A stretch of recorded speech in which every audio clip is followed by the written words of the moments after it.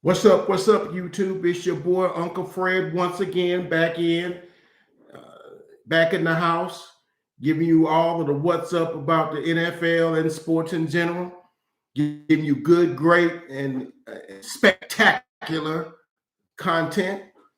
So go ahead and hit that like, hit that subscribe button, leave a comment, get involved in the Uncle Fred's experience. Because we need you. We need as many views as we can get. We need as many subscribers as we can get.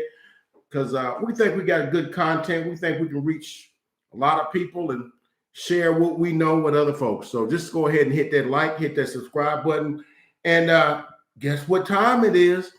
It's week 6 prediction time. It's time for our week 6 pick'ems.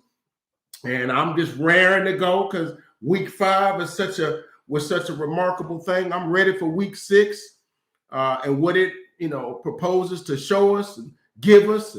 Remember, as I've always said, the NFL is the gift that keeps on giving. Each week, you're destined to see something you've never seen before. So anyway, let's just go. Remember, we saw, the Chargers and the Browns last week and did something, pulling the guy in the end zone and nearly over 1,000 yards of offense. We seen Green Bay at Cincinnati and missing 5 field goals at the end. Near the end, a guy thought he made it and jumping up and down and realized he didn't make it. And then on Monday night, my gosh, man, that might have been one of the best Monday night games I've ever seen, man. Another game over 1,000 yards of offense, and Lamar Jackson just did his thing, man. Just did his thing. So this week, we got some more great games, more great action, some good predictions for y'all. So let's just get right to them. All right. Our first game on the docket is going to be tomorrow night at Philadelphia. It's going to be the Tampa Bay Buccaneers traveling to Lincoln Financial Field to play the Philadelphia Eagles. And, and first of all, we know Tampa Bay's the defending champs. They come in with a 2-game winning streak, having beaten New England and having beaten Miami on last week after losing to the Rams 2 weeks before that. So they come in at 4-1. And what can you say about Tom Brady? Tom Brady leading the league in passing yards, 1,767 yards. 15 touchdowns, only 2 interceptions. Now, I wonder, he got 2 interceptions. I wonder where he got those 2 interceptions. Oh, I know where that was. That was week 1 against the Dallas Cowboys. Got Tom Brady twice, and he ain't thrown an interception since. Had 4 touchdowns in that game. He's thrown 11 touchdowns and no interceptions since, okay? Big Mike Evans is leading them in receiving. 29 catches for 393 yards and 4 touchdowns. Okay, Tampa Bay is like the number 2 offense in the league. They're averaging about 35 points a game, and so they're coming in against the Philadelphia Eagles, who are 2-3. Coming off of a sort of an impressive win against Carolina. I didn't pick them to beat Carolina, but Jalen Hurts was effective, like 194 yards passing and like 55 yards rushing. And they defense, picked off Sam Darnold 4 times. And, so conventional wisdom would say, you go with Tampa Bay. Tampa Bay is going to go in there and they're going to lay the law down on Philadelphia. And Tampa Bay's favored by like 7 points. But I'm going the other way. It's going to be an upset of the day. I got the Eagles winning because, the Eagles, Jalen Hurts is throwing for 1,365 yards, 7 touchdowns, 3 interceptions. He's also rushed for 256 yards, which is more than like half of the NFL backs. And 3 touchdowns. They led in receiving by Devontae Smith, my boy. 25 catches, 314 yards, 1 tub. And I got the Eagles pulling the upset. I got the Eagles pulling the upset. I'm not gonna give you a score or anything like that, but I got the Eagles winning that one. I know that's the stop the presses thing, because nobody's picking against Brady. Nobody's going against them or anything like that. They have been impressive in every game they played except one, and yeah. But I'm going with the Philadelphia Eagles with the upset. And Philadelphia goes to 3-2. Now, it wouldn't hurt my feelings if Tampa Bay was to win that one, even though I kind of pull for Philly when they're not playing Dallas and some other teams, because they got some guys that I pull for, namely Jalen Hurts and Devontae Smith. But if they were to lose this game, it wouldn't hurt my feelings too much, because that would just mean, my Cowboys got more room to, in their division and stuff. So, I win either way. You know what I'm saying? I like options, man. I win either way. But I got the upset in that game. I think the Eagles defense is going to get after Tom Brady. And I know the Eagles don't really have a great secondary, but they got a good front seven. I look for them to get some pressure. And I know Tampa Bay's secondary is limited right now. And I got Richard Sherman basically coming off the couch. And, a lot of their guys, I know Sean Murphy Bunting is hurt. And I know Dean is hurt. And so they got a bunch of guys that are hurt. Some of them may be coming back, but they may not be in the best of health. So I look for Devontae Smith and Jalen Reagor to have a good day. And I look for Jalen Smith to get out and run a little bit and open up them passing lanes. I got the Eagles winning. I'll just sit there and explain to you why I think they win. I just think the Eagles are going to win that game. I think they're playing at Philadelphia, and I got the Eagles winning that one. Okay, I may be the only one. I'm standing on the island by myself, sitting on the tree branch all by myself, and but I got the Eagles. He's winning that game. All right, our second game, and once again, we started it last week. We keep having these games in London because we want to globalize our game. But what have I been saying? We keep sending, I'm not going to say garbage, less than our best over to across the pond in London, sipping on tea and dipping crumpets and munching on crumpets while I'm sipping my tea. But yeah, and so we got Miami Dolphins at the Jacksonville Jaguars. I'm going to let you marinate on that for a second, okay? We got the Miami Dolphins at the Jacksonville Jaguars. So between those two teams, you got one win. The one win the Dolphins have is courtesy of the New England Patriots and Damian Harris fumbling at the 10-yard line with 2 minutes left, and they were going to kick the winning field goal. Dolphins conceivably should be 0-5, okay? But the Dolphins got Tua coming back this week, supposedly. And so we'll see what happens there. I know y'all going to laugh at me. All right? Y'all going to laugh at me. I'm going to get ridiculed all up and down the streets. Jacksonville wins their first game. Yeah, I said it. I'm saying it with my chest. I'm saying it with my chest stuck out, my head back, my shoulders out. Jacksonville wins their first game. I look for T-Law to have a great game, and James Robinson and Laviska Shenault. I look for them to do their thing. I know Miami, they kind of scuffling right now. I don't know what's going on with them.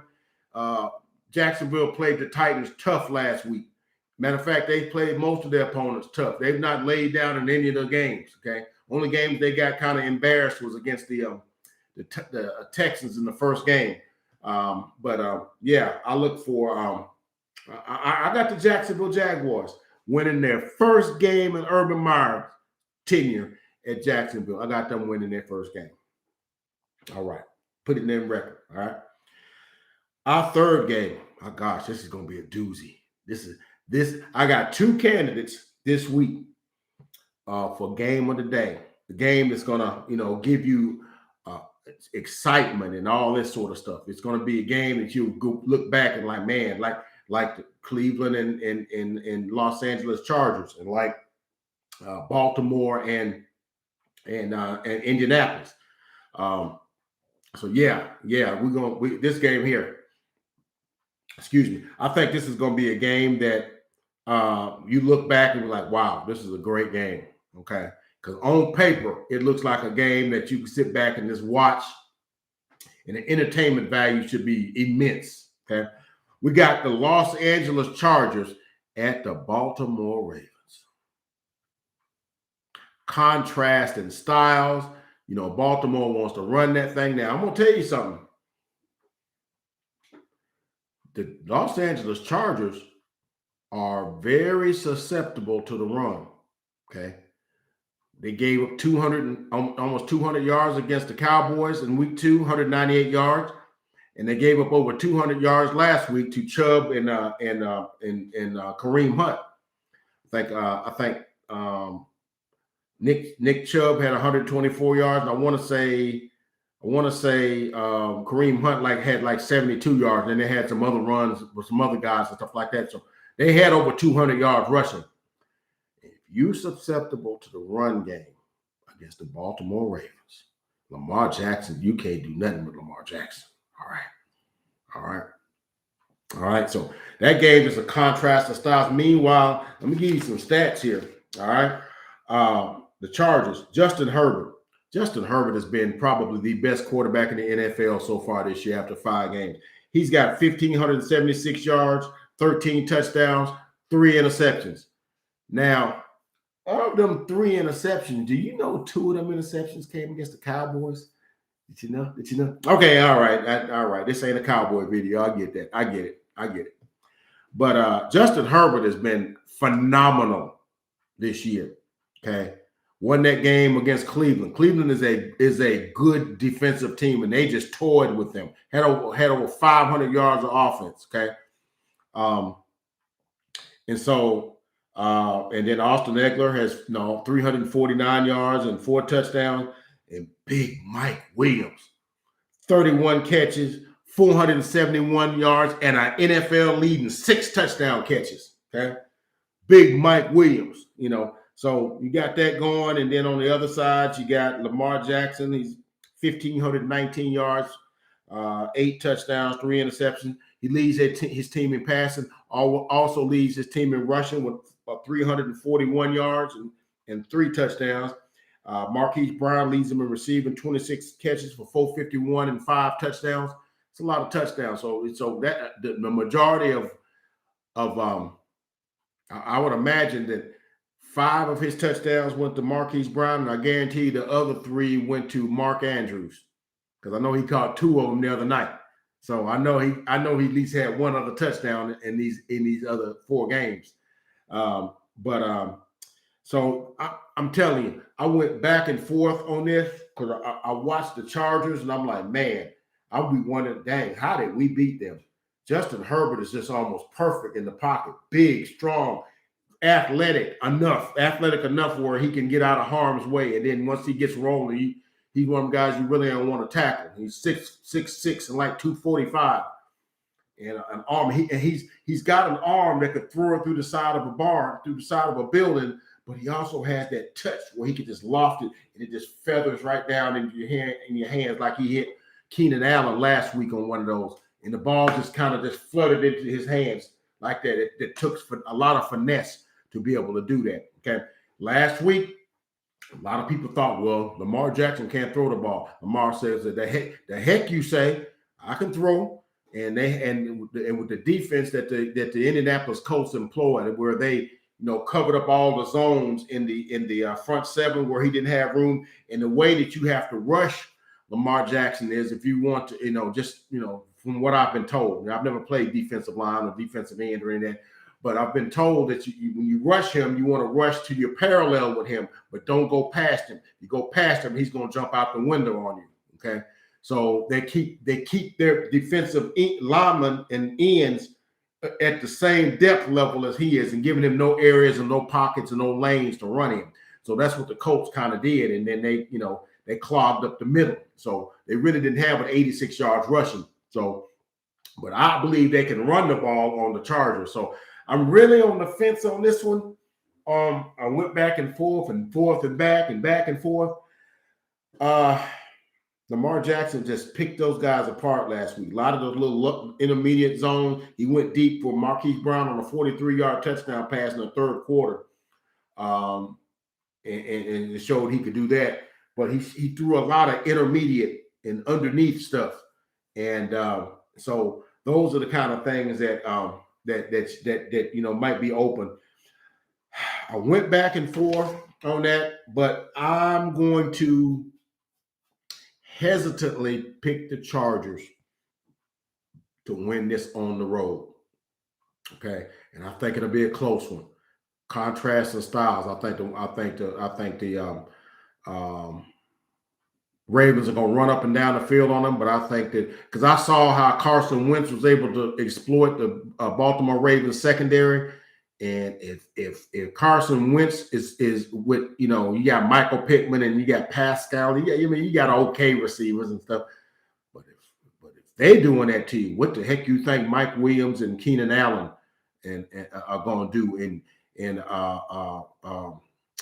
what's the tight end's name? Jared Cook. What they going to do to him? And Austin Eckler coming out the backfield. So I got the Chargers winning. In a close one, but I would not be surprised if Baltimore would win. But I got the Chargers. That's my pick. It's official. I'm stamping it in the ground. I got the Chargers winning that one. Okay, close game. Maybe the game of the day. Now, next game is going to be the Minnesota Vikings at the Carolina Panthers, and here we got a game of two teams that's really trying to find themselves. You got the Carolina Panthers who were 3-0 until they came into AT&T Stadium and somebody, what I think I'm not talking about the Cowboys. My bad. And then they turned around the next week and got beat by the Eagles. So they right now they're in a 2-game tailspin. Supposedly, Christian McCaffrey is supposed to be playing this week. He's listed as questionable on the injury report. So we'll see what happens there. If Christian McCaffrey is playing, it'd be hard for me to pick against the Carolina Panthers, okay? But I still think the Minnesota Vikings, and I know I'm carrying pom-pom for the Vikings. I've been hearing this every week. But the Minnesota Vikings have got one of the most talented teams in the NFL. They just can't catch a break. Can't catch a break with the field goal kicking and things of that nature. And against the Cardinals and some other fumbling in overtime against the Bengals. They really easily could be 4-1. Okay, easily. They got whooped by the Cleveland Browns. I'm not gonna take that one from them. But they got a 2-back system. You got the leading rusher is Alexander Madison, who comes in with I can't find it on my sheet. Can't see it on my sheet. Here we go. He comes in with 258 yards. And but also, Darwin Cook has missed like the last, game and a half or so. I think he played a little bit, had like 8 yards in last week's game, but he's not listed on the injury report, so he may be a full go. So he has 226 yards. Justin Jefferson leads them in receiving, 33 catches for 462 yards and 2 touchdowns. Adam Thielen has 26 for 267 and 4. Sam Darnold, really, he had that one good game against the Cowboys, and really, if McCaffrey's there, I think they really got a shot. DJ Moore is more than capable receiver, along with Robbie Anderson. I want to call him Richie Anderson. Robbie Anderson. I was kind of going back and forth on that one, but I got the Minnesota Vikings on the road winning that one. In a close one. But if Christian McCaffrey comes back and he's effective, I would not be surprised if the Carolina Panthers are favorite. But I think the Minnesota Vikings, if Darwin Cook is healthy and all those guys are healthy, I got the Minnesota Vikings winning that game, and I think the Carolina Panthers go to 3-3, and I think Minnesota Vikings go to 3-3. So that's what I got on that. But that's one of them I think could go either way. I like the makeup of both teams. I just need Sam Darnold to be a little less reckless as he was last week. I needed him to play against the Eagles like he played against the Cowboys, where he threw for 301 yards and 2 touchdowns. Okay. So we got there. So I got the Minnesota Vikings in that game. So next, we got the Cincinnati Bengals. No, I'm sorry. We got the Green Bay Packers at the Chicago Bears, and that's the oldest rivalry in the NFL.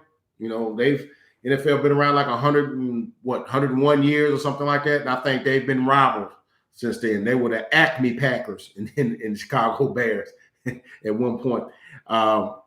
Aaron Rodgers has 1,241 yards, 10 touchdowns, 3 interceptions. Aaron Jones, 309 yards rushing and 2 touchdowns. Devontae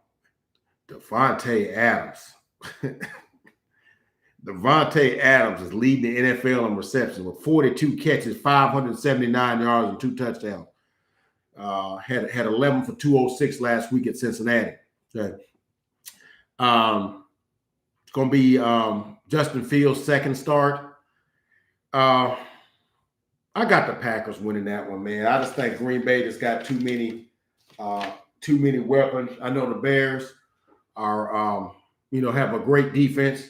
I've read in the injury report Khalil Mack is questionable, and like that. But I got the Packers winning that one.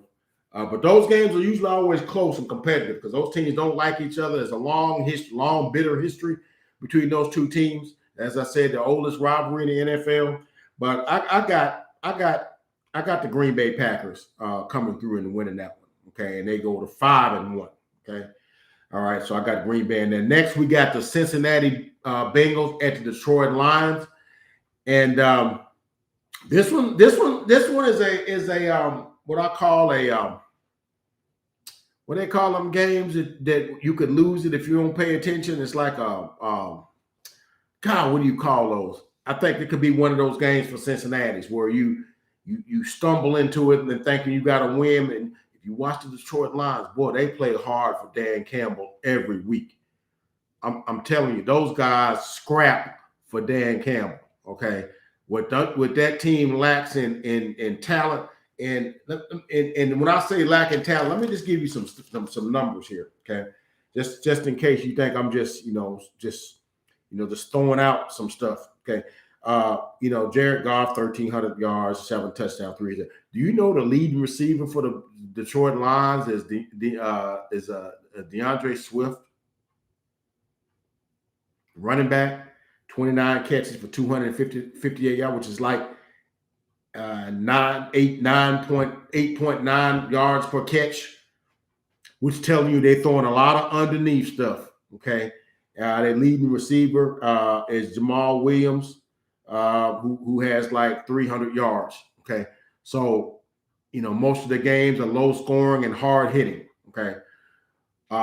So when I say they lack in talent, I think their best player on offense is probably TJ Hawkinson, the tight end. Okay. But they're in every game. Go back and look at every game. They lost by 8 points to the 49ers. They lost by 17 to the Packers, but they were up 17-14. Okay.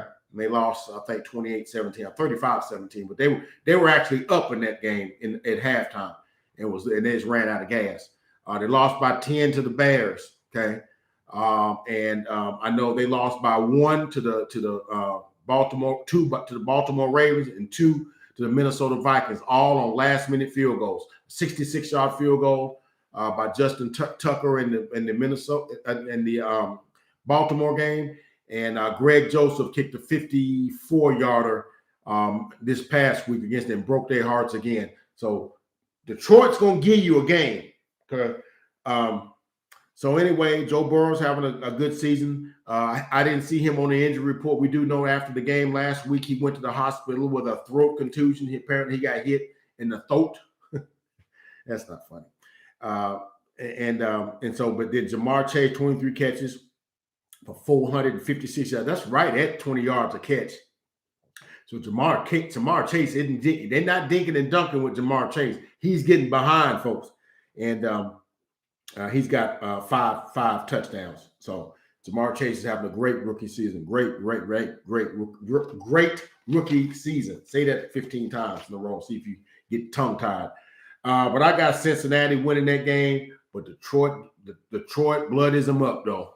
I got Detroit blooding them up. But I got Cincinnati winning the game, maybe by a late field goal by my man. What was his name? Eckerson. That was his name. I can't think of his name off the top of my head.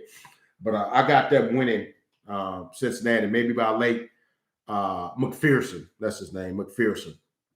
I got McPherson maybe making a field goal here to win that game. So I got Cincinnati winning that game. But Detroit blood is them up, So then we got the Los Angeles Rams at the New York Football Giants. And so you got the Los Angeles Rams on 10 days rest. You got the New York Football Giants coming in all beat up. The Giants got beat up when they played the Cowboys. You got some Saquon Barkley with an ankle. You got Daniel Jones with a concussion, which he's not going to play this week. I didn't see him on the injury report, but he had a concussion last week because he couldn't even walk in a straight line. He was stumbling and staggering all over the field. So he has a concussion. They're not going to let you. There's certain protocols you got to meet in order to play the next week after you've had a concussion. They're serious about concussions now. So I don't look for him to play. So Mike Glennon probably gets the start in that game. And you got Kenny Galladay, which is questionable. He left in the second quarter of the game against the Cowboys. And you got I seen Darius Slayton is listed as questionable. I didn't see Sterling Shepard listed. So maybe Darius Slayton plays and maybe Kadarius Toney plays, although I seen him on the injury report with an ankle. Being that as it may, I don't care who those guys plays. Who of those guys play? You got the Los Angeles Rams coming in on 10 days rest after not having played since last Thursday, getting all their injuries and all these things healed up, and you giving Sean McVay an extra 3 or 4 days to work on your defense. A defense that the Cowboys ran up 522 yards of offense on. 513, excuse me. I look for the Rams to roll in this game. Big. This game could get ugly quick. Okay, I think it get ugly quick. The Rams are led by Matthew Stafford, who has 1,587 yards, 12 touchdowns, and 3 interceptions. Led in receiving by my man Cooper Kupp, 37 catches, 523 yards, and 6 touchdowns. And I got the Rams winning that game at least by a couple of touchdowns. I don't look for the beat up Giants to keep that game close. Not with Mike Glennon starting. I just can't see them keeping that game close. With the Rams defense, I know I saw Aaron Donald listed on the injury report as being questionable. Questionable means there's a 50-50 chance you'll play, and more than likely you'll play. So I got the Rams winning that one. Then we got the Houston Texans at the Indianapolis Colts. Give the Houston Texans a little love, man. They went up to Foxborough. Well, no, it wasn't in Foxborough, it was in Houston. And Davis Mills lit up the New England Patriots secondary for about 300 yards and a couple of touchdowns. Ran a flea flicker on them on one of them, but we ain't gonna let that mess with you. So I'm just saying that they expect them to give the Indianapolis Colts a game because Davis Mills is starting to find himself. Now, I'm going to tell you this. Now, I wasn't giving him a whole lot of respect early, but I do know he came from that Stanford system. And Stanford runs, if people don't know, college football, Stanford runs a pro football system. David Shaw, who's the head coach of Stanford, he runs a pro system. So a lot of their quarterbacks end up being low round draft picks, end up playing significant time in the NFL and stuff. So Davis Mills, it don't surprise me that once he kind of gets the speed in the NFL and stuff like that, that he ends up being effective. So look for Davis Mills to have a pretty good game this week, against the Indianapolis Colts. But I look for Indianapolis to win this, and they're playing at playing at Indianapolis. And I know Indianapolis is teed off for giving that game away against Baltimore on Monday night. Of course, they're coming off a short week because they got one less day to prepare. But I got Indy winning probably by a touchdown. And I look for Carson Wentz and Jonathan Taylor and Michael Pittman to have a good game. And I look for Indianapolis to win that game. And I look for the Indianapolis defense to get after Davis Mills. But I look for Davis Mills to have some good numbers. Like I said, if they ever could get someone and a couple of more skilled players. I know they got my man Brandon Cooks, and they got some good running backs. Got Ingram and Philip Lindsay, and David Johnson. I mean, they got a decent offensive line. I mean, they got some vets over there, but I still like Indy to win that game. And so next we got Kansas City at the Washington football team. In this game here, you got two stories going. Kansas City, all I've been hearing all this week is that, man, Kansas City, the dynasty, they've been the last 3 years sort of dynasty-ish, because they've gone to 3 straight AFC championship games, winning 2 of them and going to 2 back-to-back Super Bowls, okay, and winning 1 of them. And they've gotten off to a kind of a bumpy start this year, and mostly it's because of their defense. Their defense is giving up like 33 points a game. And it's the margin of error that Pat has to work with is razor thin now. So a lot of those things he could get away with when their defense was, let's face it, their defense has never been like lights out. They got some good players. You got Chris Jones, you got Frank Clark up front, and then in the backfield you got the Honey Badger, you got Tyrann Mathieu in the back. So, but you got a bunch of other guys that really, And I've seen teams that can run the ball kind of have their way with them, So I don't know if the Washington football team is going to be able to do that with Antonio Gibson. They're an okay running team. And I know that because Kansas City's defense is such, I know Washington's going to be able to move the football. I just don't know if their offense is dynamic enough to offset Patrick Mahomes. Now, Patrick Mahomes is a little sloppy with the football this year, more than I'd like to see. He's already thrown 6 interceptions. He threw 6 interceptions all of last year and 5 interceptions the year before. Okay. So he's on record. He's on pace now to throw for like 20 interceptions, but he's also on pace to throw for like 54, 55 touchdowns. Okay. Right now he leads the NFL with 16 touchdown passes and 6 interceptions. Okay.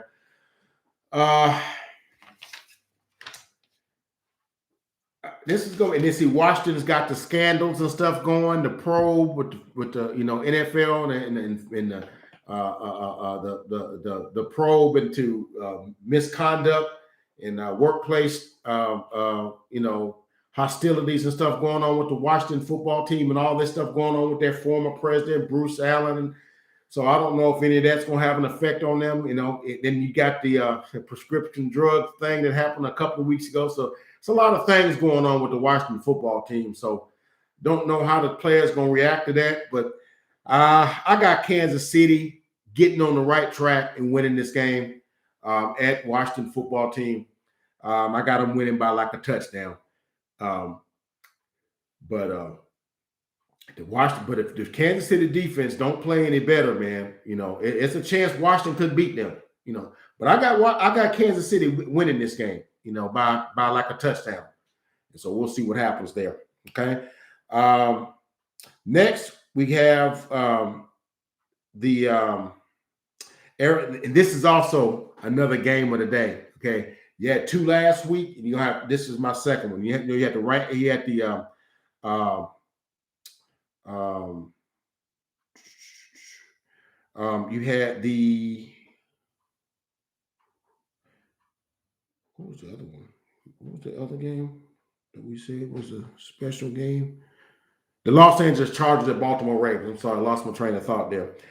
So that's going to be the game one of game of the week. And then secondly, I got the Arizona Cardinals at the Cleveland Browns. Arizona coming in at 5-0. Cleveland at 3-2. Cleveland could very easily be 5-0. You know, they had a 15-point lead at Kansas City in game one. Okay.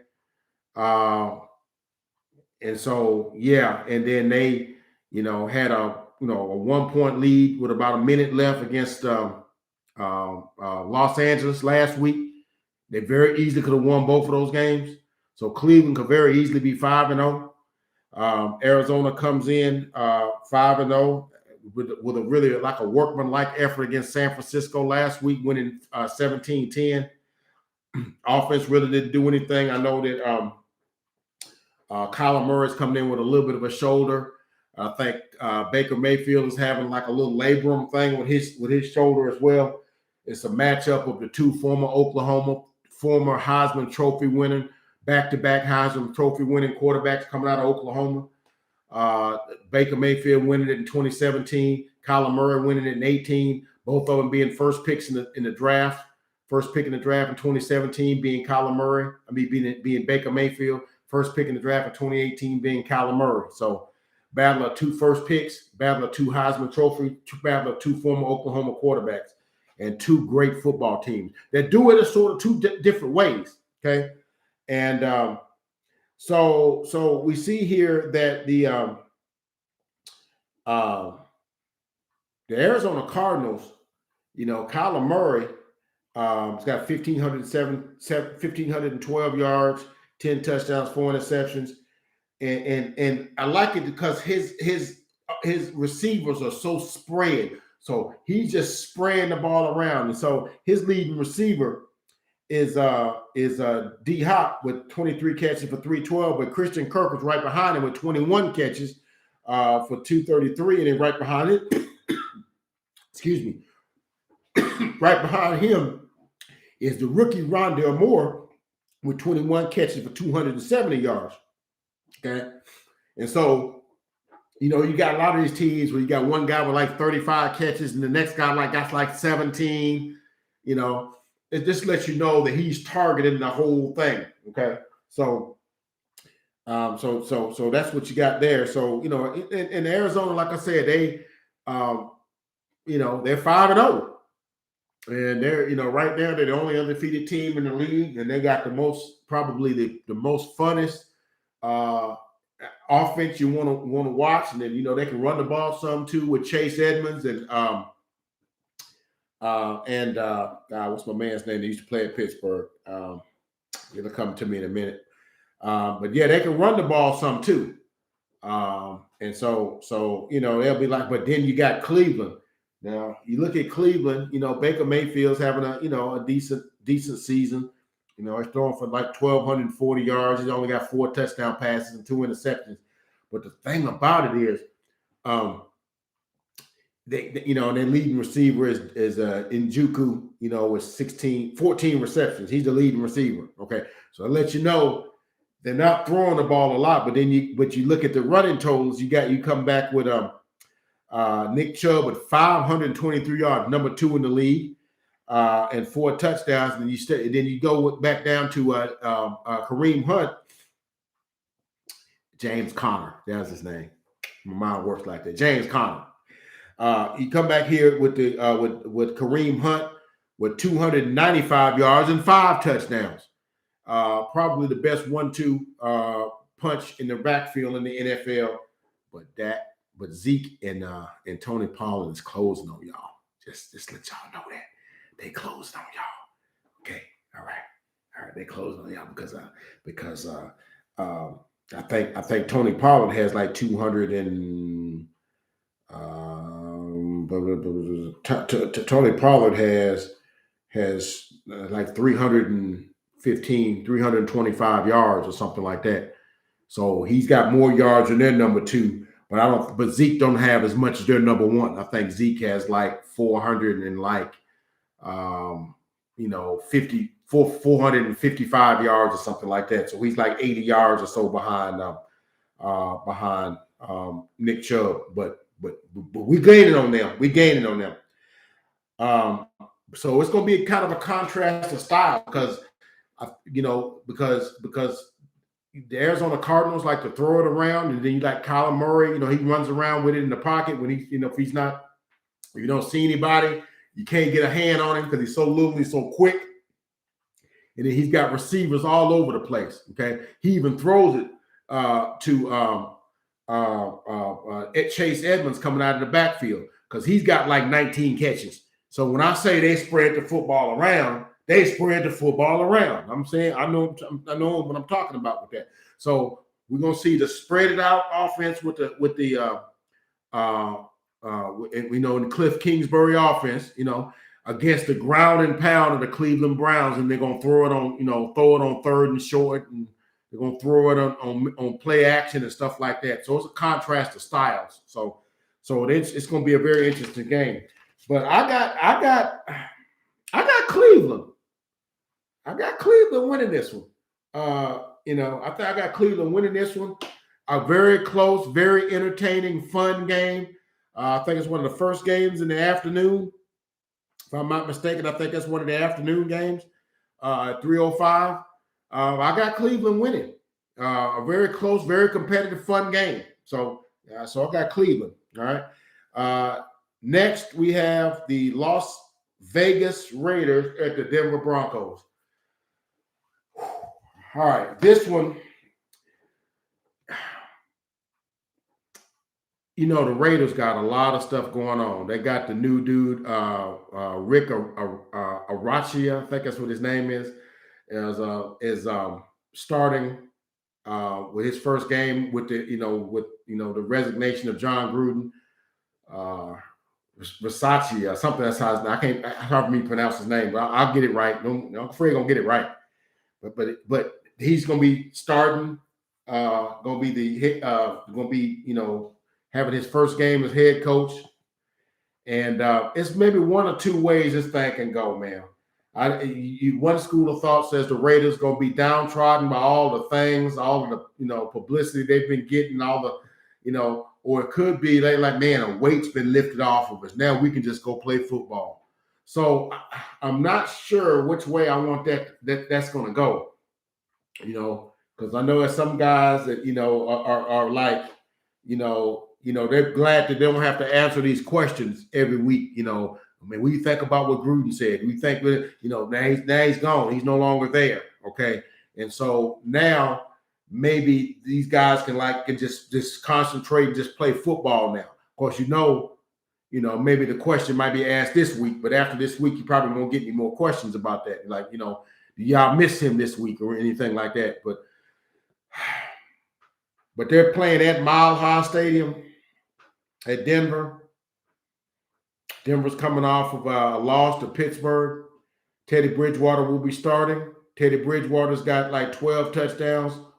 7 touchdowns, 1 interception. I know he's missed it like a game and a half.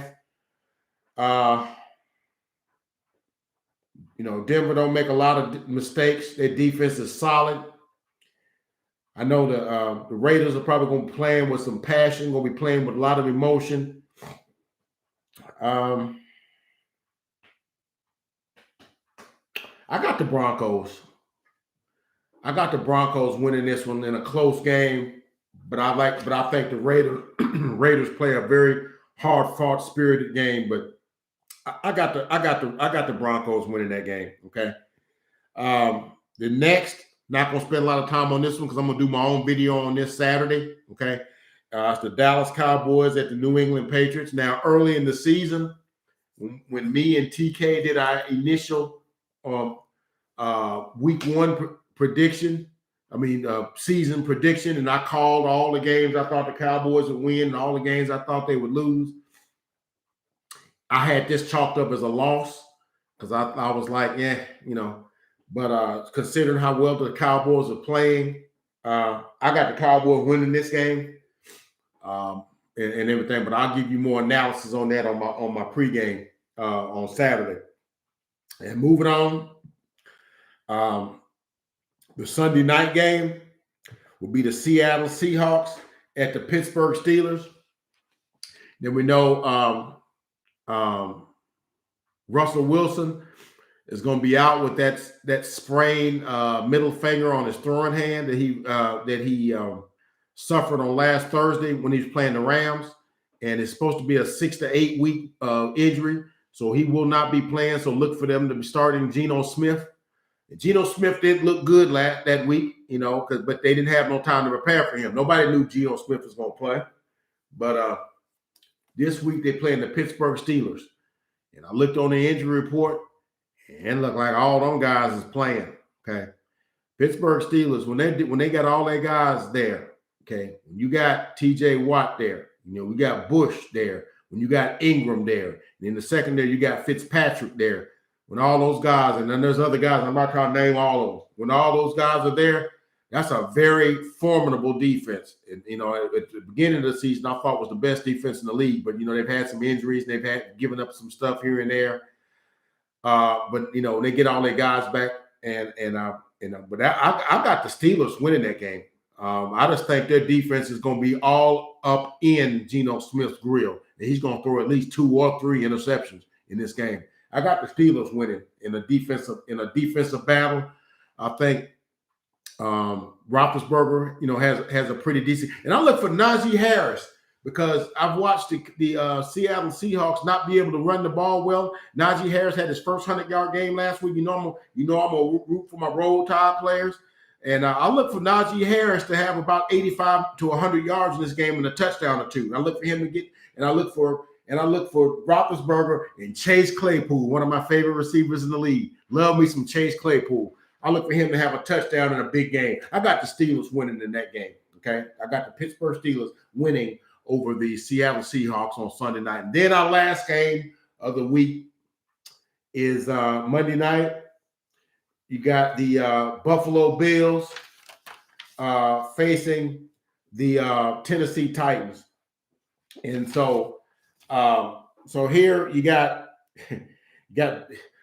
what I think is probably the best team in the AFC in the Buffalo Bills, who, when you look at it, really have no weaknesses. Maybe they're not the best running team, but Singletary does have just under 300 yards rushing, and Josh Allen has about 170 yards rushing. He'll say, "I'll run it my dadgum self." He can do that. Josh Allen also had 1,370 yards passing, 13 touchdowns, 2 interceptions. Stephon Diggs has 28 catches, 374, and 1 touchdown. And the emergence of Dawson Knox, who's becoming one of my favorite tight ends because he reminds me of Jason Witten.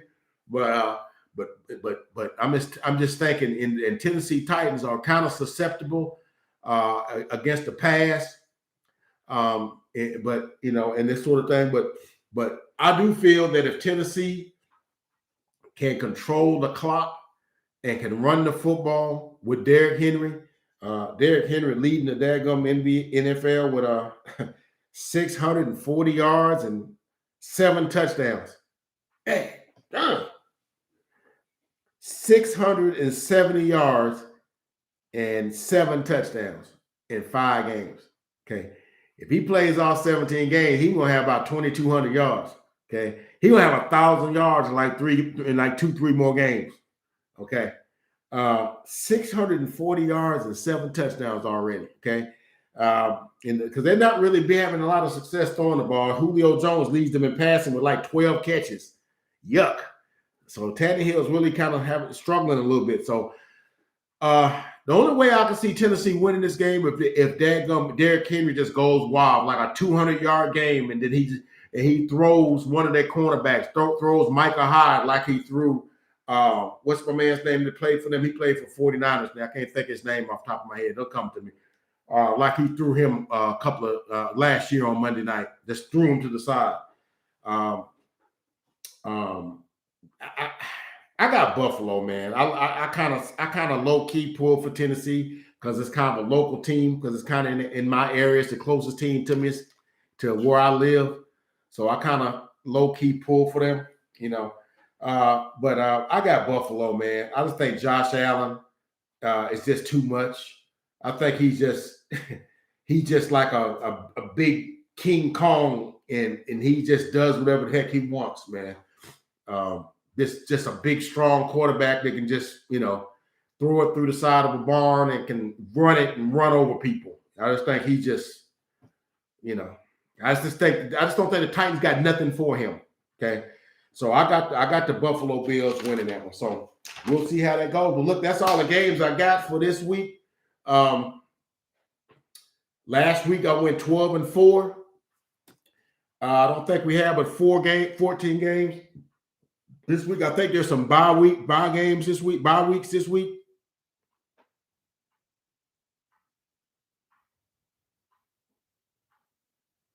Yeah, I got 14 games.